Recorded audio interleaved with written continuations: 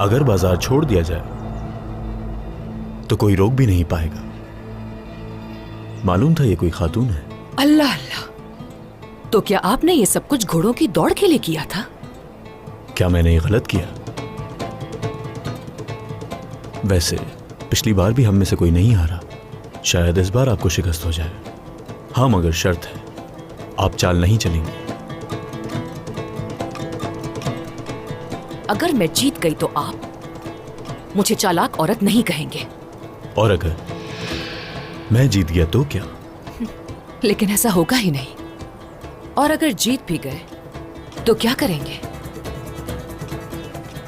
तो आपको मालूम हो जाएगा धोखेबाज खातून। देखते हैं, फिर दौड़ शुरू करें। ठीक है, धोखेबाज खातून, करते हैं।